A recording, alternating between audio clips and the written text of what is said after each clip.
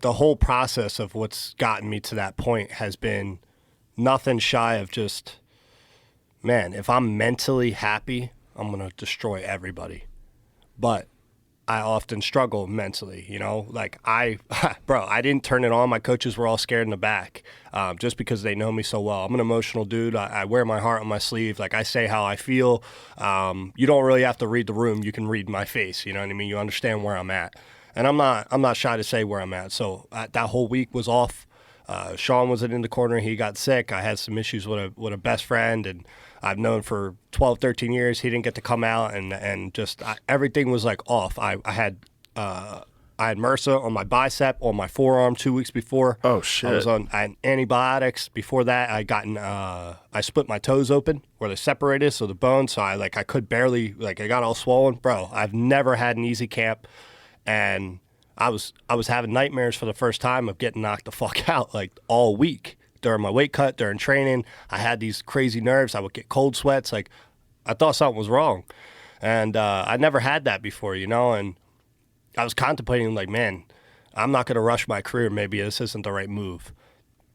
But was it the step up in competition? No. So this is crazy. It's gonna come off. Well, it's not crazy, but it comes off as really arrogant. Abdul was not a step up in competition for me. He was a step up as far as power, and people that I fought. As far as people that have the ability to knock you out. Consequences. So, yeah. There's consequences for small error, and but I knew skill for skill, dude's not on my level. I knew Gerald Mearshart, however you say it,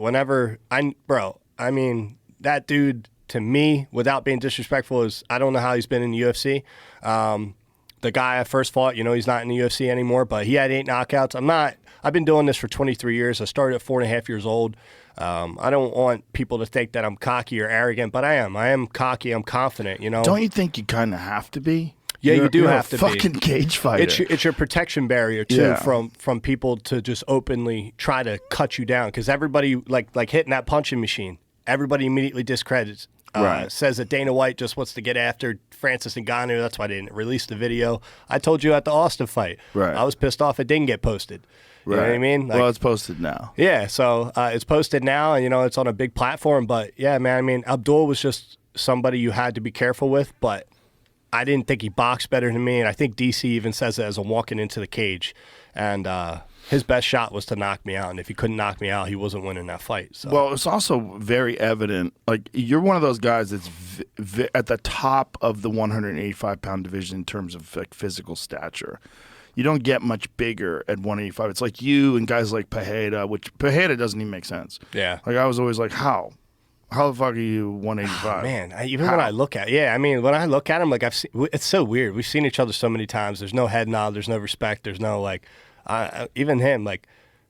Man, I think a lot of guys are overrated in this fucking sport. You think that guy's overrated? I mean, look, I don't think I think getting hit by him isn't overrated, right? But he's very stiff, and he's got that off switch. Well, he definitely does clipped at him 85. Yeah, at 85. I don't know about 205. I think that is a big part of the weight cut. I think his weight cut is borderline dangerous. I think that a weight cut to 85 could kill you. Yeah. Yeah, I think he's just so tough that he doesn't.